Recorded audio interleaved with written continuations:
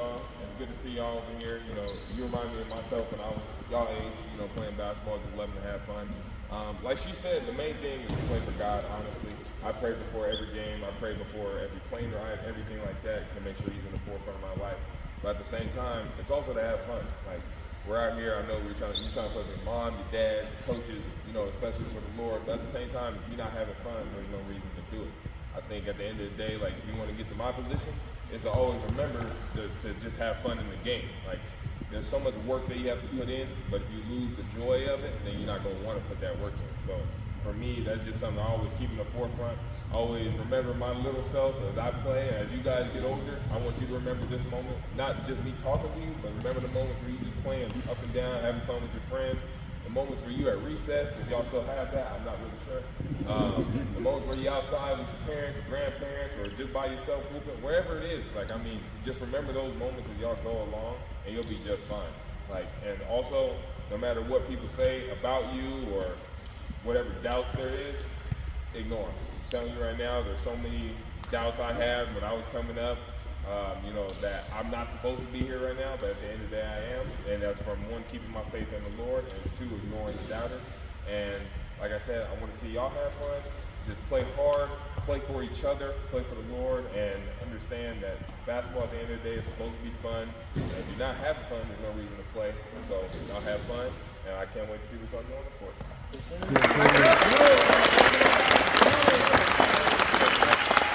For you, what's your earliest basketball memories and kind of going a step further, like how those memories shaped you? Like when you look at these kids, what comes to mind for you? I don't know how old I was, but I know I was in height. I used to play in like a little league, kind of like this, and so we had the courts that were lower than the actual 10-foot. And I remember I would like shoot corner threes, make them, and run down the court like Jason Terry with the jet thing. So that was probably my earliest memory that I can like really bring to fruition. But it was just the fun of the game, man. Like being able to have fun, do what you want to do, celebrate, do all this stuff, and just play with your friends all the time. Those are the biggest things. You know, they say, you know, like basketball, it's a little kid's game. You know, they always remind themselves, and a lot of pro guys, it's a little kid's game. When you see them out there, you see the just natural joy.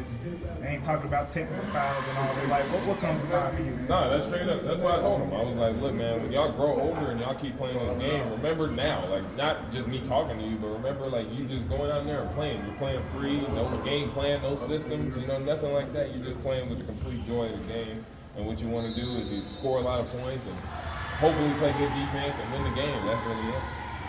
Why the jet for you? You said you did what? Was he? Man, I don't know why. I just thought it was the coolest thing ever to run down the court like that. So I started doing it, and everybody didn't say stop. So I was like, all right, let me keep doing it. So shout out to Jason Terry for that.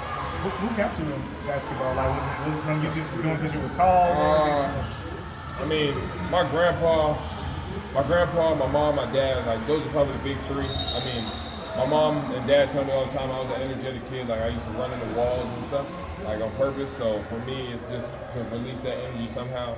And you know, I also play football. So when there was no football going on, I needed to replace that energy in something else. So that was basketball. So just to be able to come out here and talk to these kids, give them inspiration, you know, coming from a big-time ball player, man. I mean, what goes through your mind?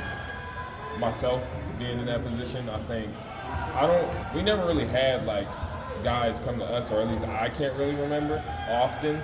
So like it was huge for me to be able to come out here and make sure I took out my time and did that for them, because I wouldn't want that done for me if I was in their shoes. You know what I'm saying? So for me to just be able to talk to them, to watch them play, to see just the pure fun and smiles on their faces, that's worth it for me.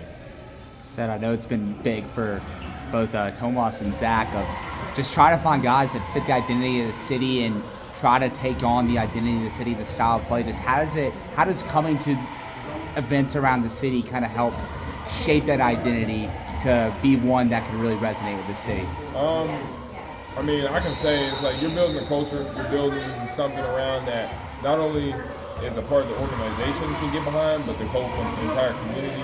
I think to be able to showcase or talk to little kids that watch us on TV or in person every day, and see their parents, see the people who coach them, like that's huge for later down the line when we need them to come to a playoff game and they showing their support, screaming their heads off.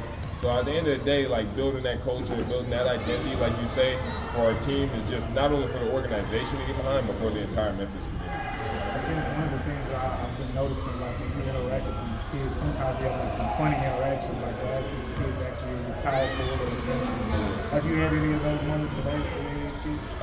One kid told me he was like, "Do you play in the NBA?" And I was like, "Yeah, I do." He was like, "Okay, well now I know what it feels like to be in the NBA, except I just don't have the height for it yet." And I was like, "Okay, cool, it's all good. Eat a lot of cereal." So that was probably the biggest thing. But honestly, you just let them ask whatever questions, and you answer them to the best of your ability. Really, it's not much different than answering your questions. To be honest. You see any potential prospects out there for the NBA? I mean, my man right here dominating on the boards, number 1 in black. He was hooping. I saw him warm up. He was hitting some moves, some step throughs, and all types of different things.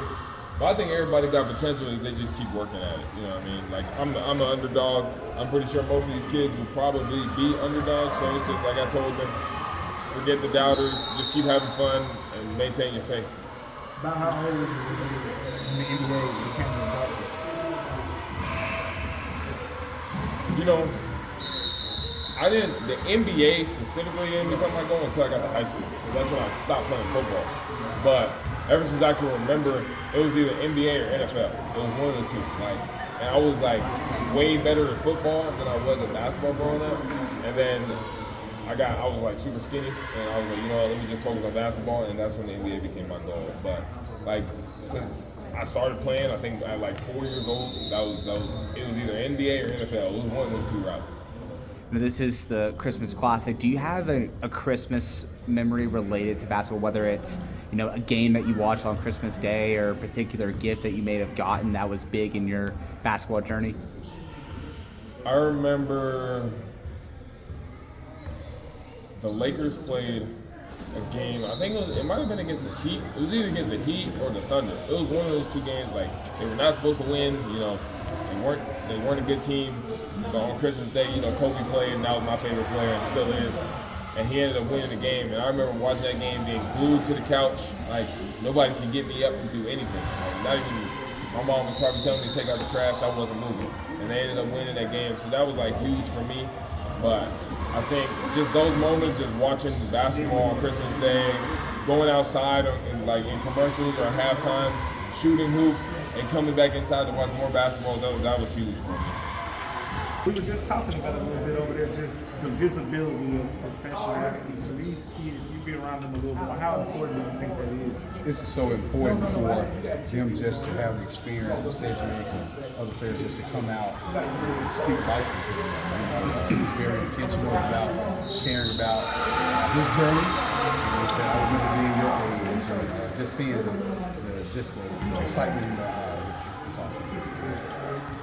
I mean, like you said, being able to do this for these kids, provide some inspiration, in these days. I mean, what does it mean for you guys to be able to come out here and do this? It means a lot for us. This weekend, we're hosting about 70 teams in the city, from elementary to varsity JV teams, just hooping. So we want to create that safe space where they can have some healthy competition. Just trying to get rid of all that idle time. It means a lot to us. How long have you been doing this now? Well, the Classic has been going on for years.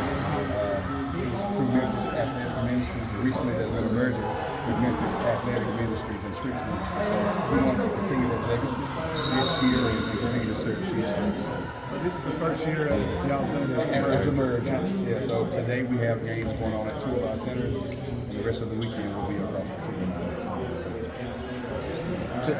Just when you have this environment, basketball games gets competitive. You may not like the call, you may not like how someone's defending you, may not like how the ball's going in. Just how do you keep in the midst of just competition?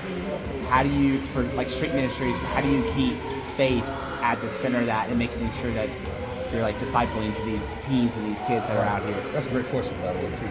I think our faith is the core of who we are. We're a Christ-centered organization, so we're big on integrity, leadership, forgiveness. So we try to teach that in our devos. We do brief devos before each game to try to encourage the team to have good sportsmanship, have integrity.